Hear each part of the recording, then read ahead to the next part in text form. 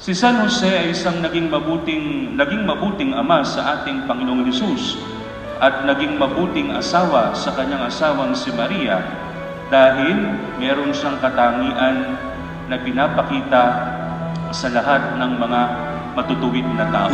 Umawit lahat at magdiwang,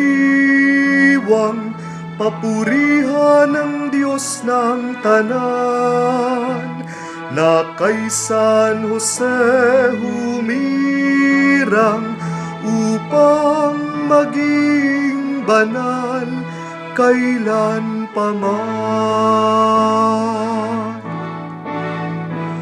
Umawit lahat at magdiwang,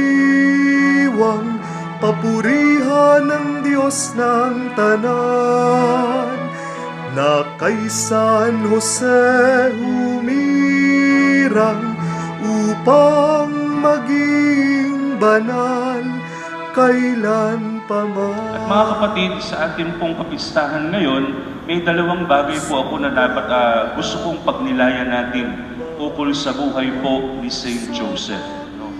Una mga kapatid, alam natin na ang mga karpentero ay gumagawa ng maraming bagay. Gumagawa sila ng mga bahay, gumagawa ng upuan, gumagawa ng lahat ng gawa sa kahoy. They make things and they make things possible. Umawit lahat at magdiwang, papurihan ng Diyos ng tanan, na kay San Jose humirang upang maging banal kailan paman. Tayo'y kanyang inaalagaan, mga tupang pinapastulan.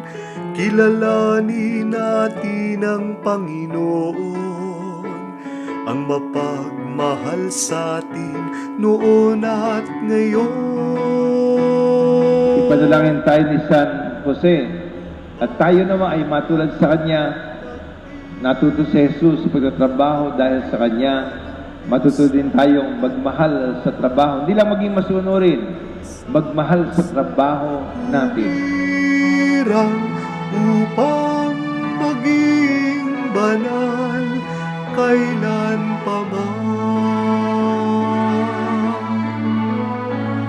Pumasok lahat sa templo na nagpupuri sa Kanya, namnamin Kanyang kabutihan at katapatan magpakailanman.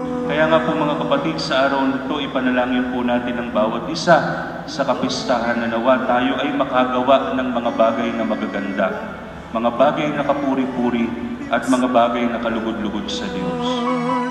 Na kay San Jose humirang upang maging banal kailan paman. Umawit lahat at magdiwang, papurihan ng Diyos ng tanan, na kay San Jose humirang